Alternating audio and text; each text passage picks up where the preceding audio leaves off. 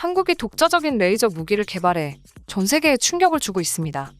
우리나라 기술력이 좋다는 소문이 전 세계에 나돌았지만 초강대국 중 몇몇 국가만 보유한 레이저 기술을 한국이 만들어냈다는 사실에 일본은 물론이고 미국도 놀랐다고 하는데요. 한국이 개발한 놀라운 레이저 무기, 지금 바로 만나러 가보시죠.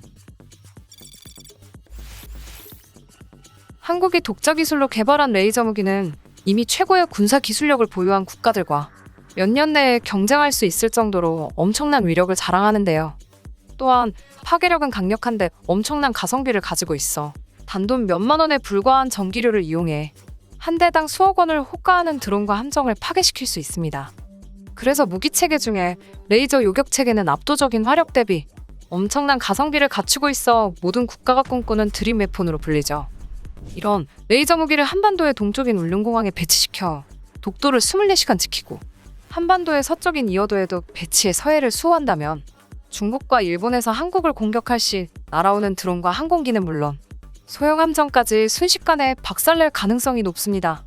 그래서 그 누구도 독도와 이어도 근처에 함부로 접근하지 못하게 되는 것이죠. 최신 군사 정보에 의하면 우리나라는 이미 20kW 고출력 레이저를 이용해서 중국이 만든 무인기와 동일한 재원을 가진 무인기를 1km 밖에서 격추에 성공시킨 전적을 가지고 있는데요. 한국이 공중에서 발사한 레이저로 무인기를 격추하는 실험에 성공하자 중국에서 긴장하는 모습을 보였다고 합니다. 왜냐하면 중국은 중동 지역에서 무분별하게 짝퉁사고력 군사용 드론을 팔아 상당한 이득을 보고 있었는데 한국에서 갑자기 국산 레이저 무기를 탄생시켜 중국산 드론을 무용지물로 만들 수 있다는 소식이 들렸기 때문이죠. 그동안은 몇몇 국가들이 함정이나 육상기지에서만 레이저 무기를 이용해 드론을 격추하는 실험을 했는데 이번에 한국은 지상에서 발사하는 레이저는 물론 보다 더 높은 기술력이 필요한 비행기 레이저 무기 장착 장비를 개발한 것과 그 무기로 공중에서 드론을 격추시켜 큰 반향을 일으켰습니다.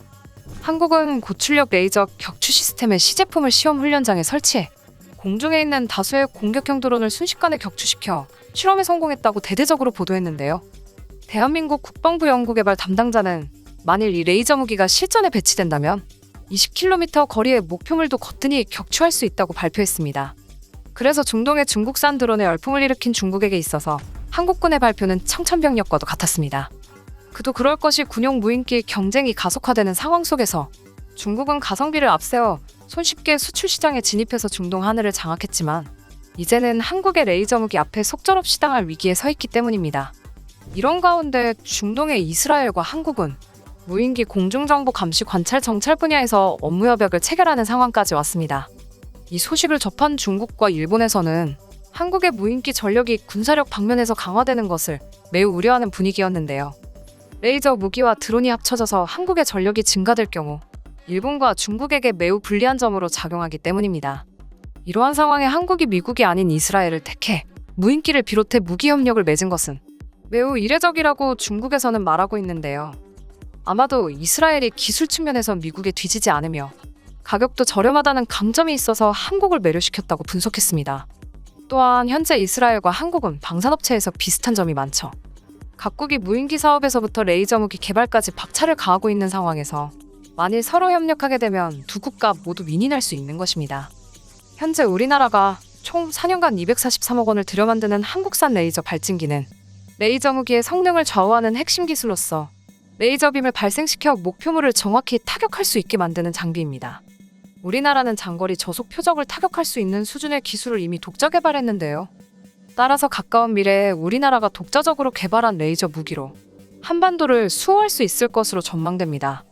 또한 우리나라가 개발 중인 KF-21 전투기에 한국산 레이저 무기를 장착해야 한다는 의견이 일면서 6세대 전투기용 레이저 무기가 개발될 가능성이 열렸는데요. 미래 전투기의 핵심은 스텔스 기능도 있지만 가장 중요한 것은 레이저 무기의 탑재 유무에 달려 있습니다. 6세대 전투기에 장착될 레이저 무기는 초속 30만 킬로미터의 속도로 공격하므로 그 어떤 무기도 대응이 불가능하고 또한 중력에 저항 없이 직진하기 때문에 운동역학적 탄도 계산이 불필요하다는 엄청난 장점을 가지고 있습니다. 많은 전문가들이 5세대 이하 전투기는 레이저 무기를 탑재한 6세대 전투기의 적수가 되지 않을 것이라고 전망하는데요.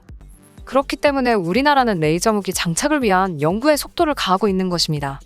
만일 우리나라가 6세대 전투기까지 개발해 공대공 레이저 기술을 탑재한다면 아시아 최초로 공대공 레이저 무기를 보유하는 국가가 될 수도 있습니다. 지금 현재 우리나라의 레이저 무기 개발 상황을 보면 국방과학연구소에서 핵심 기술로 남아있던 레이저 무기를 지상 무기로 편입시켜서 이미 레이저 무기 개발을 완료한 상태라고 해석할 수 있습니다. 이런 터무니없이 강력한 무기를 만들어 놓고 있으니 한국산 무기 개발 소식에 일본은 물론 중국도 달가울 리 없죠. 한국이 무인기 레이저 개발 사업의 두각을 나타내자 중국 언론은 한국과 이스라엘의 경제 군사 지리적 위치까지 상세히 비교하며 누가 더 중국의 위협적인가를 보도하고 한국과 이스라엘의 우열을 가리기 시작했습니다. 두 국가의 비교는 2020년 이후부터 계속되어 왔는데요. 한국과 이스라엘은 미국의 우방국가로서 경제적 힘을 바탕으로 군사력을 강화하고 있으며 양국 모두 의무복무제를 추진하고 있어 서로 비슷한 점이 많습니다. 그렇기 때문에 중국은 한국의 무인기 전략이 앞으로 이스라엘의 영향을 받을 수 있을 것으로 예상했죠. 한국과 이스라엘이 협력하여 다가오는 수년 안에 우리나라도 한국산 레이저 무기가 완벽하게 개발된다면 군사력이 앞으로 얼마나 증강될지 기대가 됩니다. 최근 전남도가 과학계와 손을 잡고 기초과학연구와 첨단산업의 총화로 평가받는 초강력 레이저 연구시설 유치에 본격 나섰다는데요. 초강력 레이저 연구시설은 초고출력 및 고에너지 레이저를 기반으로 기초과학뿐만 아니라 반도체 광학소자, 나노부품 초미세 가공, 우주항공용 금속 개발, 의료장비 개발, 그리고 레이저 무기까지 다양한 분야에 응용이 가능한 첨단시설입니다.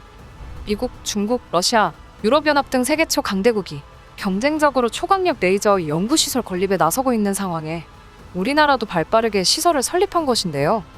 추후 국가 단위 사업으로 확장되어 전 세계를 깜짝 놀래킬 날이 다가왔으면 좋겠습니다. 오늘도 레이저 무기 개발에 힘써주시는 관계자분들에게 감사함을 전하며 영상 마치겠습니다. 이상 비바튜브였습니다. 감사합니다. 구독, 좋아요는 잊지 말아주세요.